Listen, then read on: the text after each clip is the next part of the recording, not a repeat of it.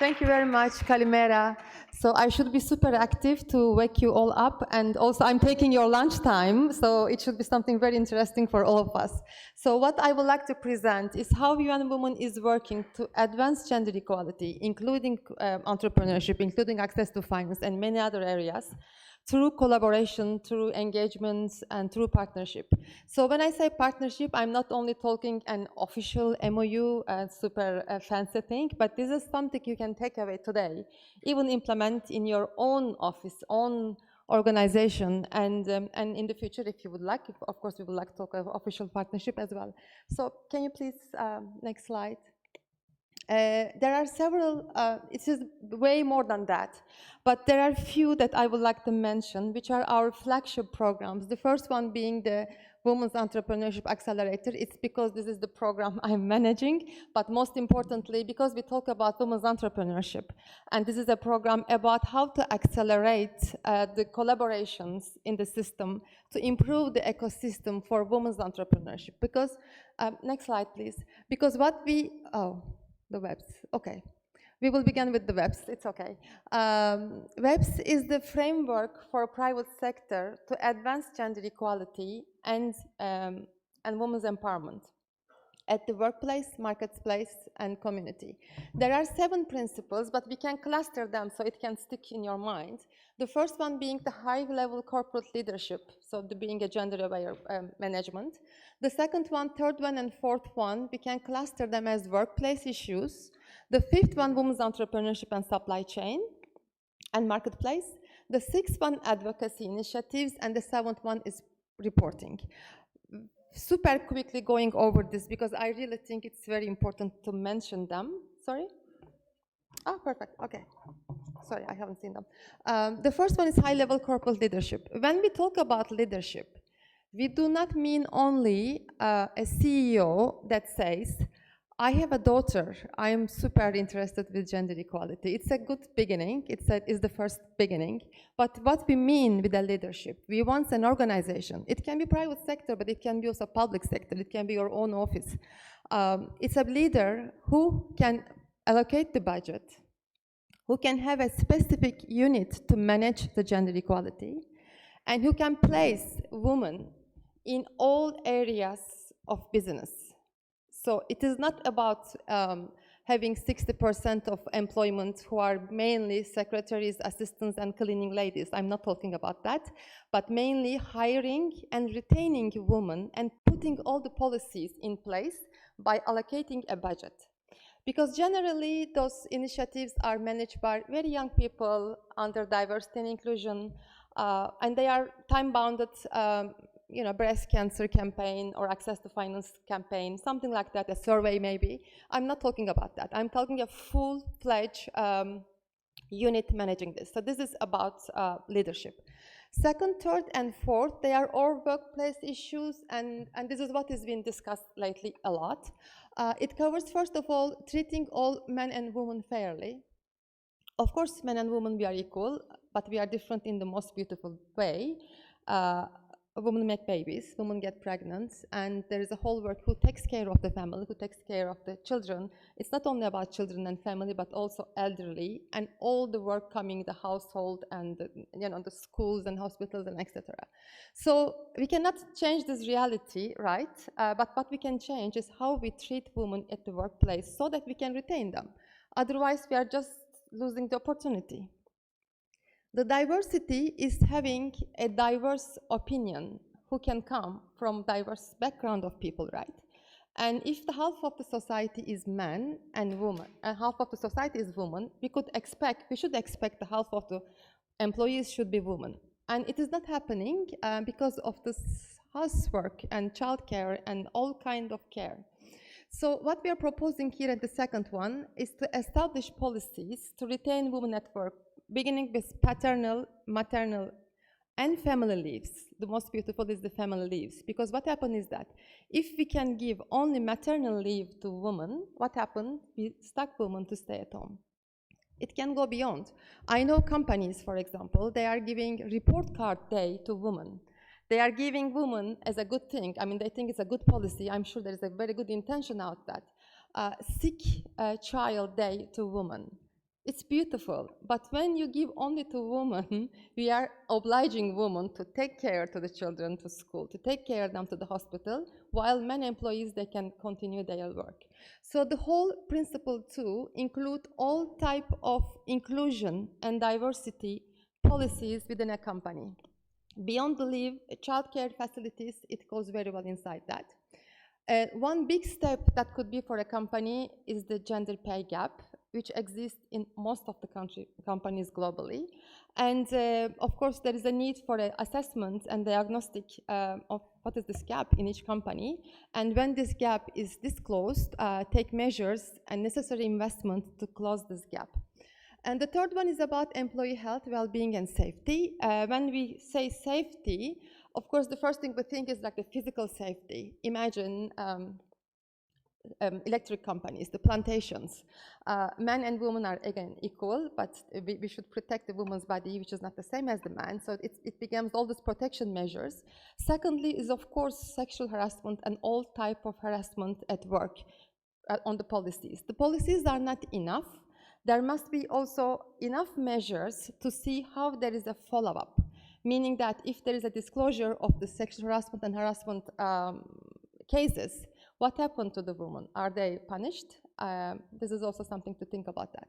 The fourth one is education and training for career advancement, which is something that is missing in most of the companies globally, because continuous education and networking is as important as formal education, and there is a big gap on this aspect between men and women. Men can network much more easily, and they have many more possibilities than women to network. And B, let's talk about education. So most of the time, you would listen to the companies. I have been personally in touch. They will say, we have this training, that training, but women employees are not coming. There's a beautiful report prepared by Myra Movinic. She was heading the World Bank gender studies department. And she came out with why this is missing, why all this is missing. There's a very simple reason. The reason it's missing is that all these education programs are given after hours, after 6 p.m. or in the weekend.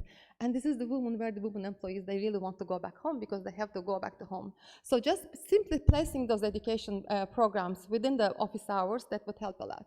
And the fifth one is the enterprise development, supply chain, and marketing practices. It's about how to support women entrepreneurs, which is our area here.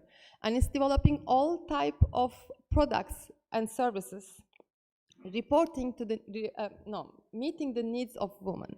Because what we have seen so far in the marketing area is that companies, they develop some products and they call them for women, only by changing the color. That's where the term comes, pinkwashing. Or, for example, for financial products, and I'm sure Fatma is very much aware is what she's doing all her life, instead of meeting the needs of women and men in the financial needs, they just give a little bit of interest rate lower, and that's how it happens. And sixth one is all advocacy, and it means all companies and offices, including us as UN agencies, we have to include women within the decisions we are taking, so community involvement. And the seventh one is the apple of our eyes, is the measurement and reporting. Those are the 7 principles, very important for each company to follow up. Let me go. And so, of course, everybody will say, oh, one more, something else we have to follow. We have SDGs, we have to report on SDGs, now we have the webs. Actually, when you follow up the webs, when you implement the webs, you are at the same time doing some great work for SDGs. And this can be a whole conference subject, actually. But while reporting on webs, you're also reporting on your SDGs. Of course, every company is different where you are, and there is no rule here, and there is nothing to shame not to begin. There is not one company or not one country where woman is respected and treated as we would wish, and all the 7 principles are implemented. But there is a journey. There is a journey that you begin by signing the webs, which is free. And I'm here for 2 days, so anybody who's interested, I'm super happy to help you. And actually, I asked Giannis to print some CEO statement that you can sign. If there's a CEO between us, I'm happy to help you on that. And to activate. Then how to engage, and you have to sustain. I mean, it's not that you sign once that it is done, so there's a continuous work and there's a reporting. So for each stage, UN Women is UN Women in each quarters, like website, but our regional offices and dedicated people, they are giving you advices. And also you can find all the tools and resources that will help you, and case studies that will help you implement all those principles. And again, I know this, the first reaction is, you know, how we are, where we are. There are only baby steps. You have to begin from somewhere.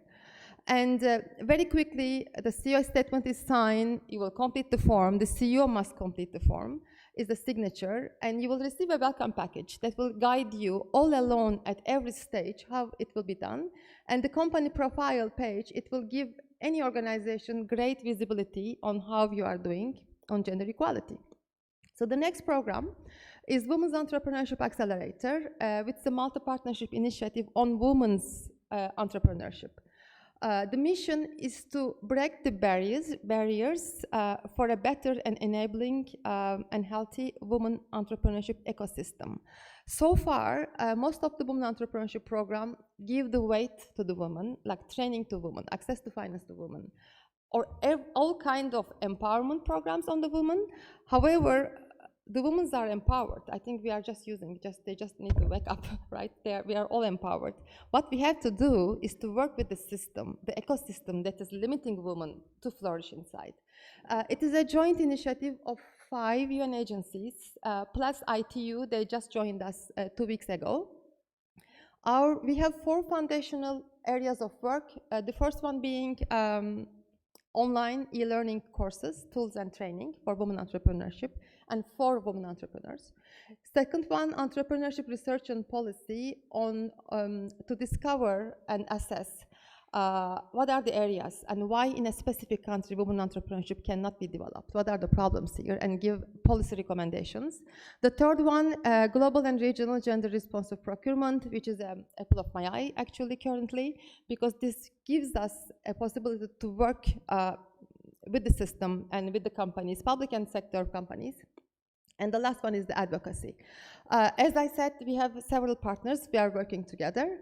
I will just go very quickly on this. And with ITC, we are preparing 27 interactive modules regarding responding to different stages, actually 7 key stages of business development specifically for women entrepreneurs. It's not any entrepreneurship.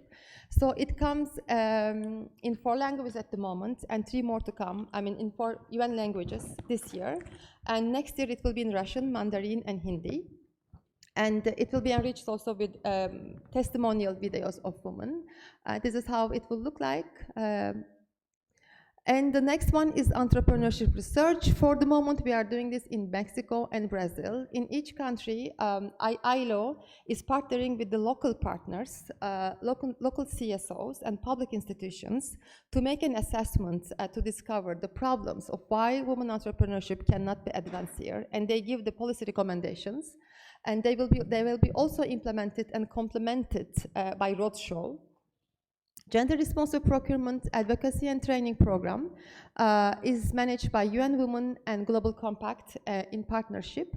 At the HQ level, we have already built a community of practice for gender responsive procurement practitioner. Gender responsive procurement is, I would say, one of the most practical way for a company, again, public and private company, to really work and advance gender equality, because they have already their budget for procurement. We are all buying, right? Any institution is buying, we are all buying, I'm coming.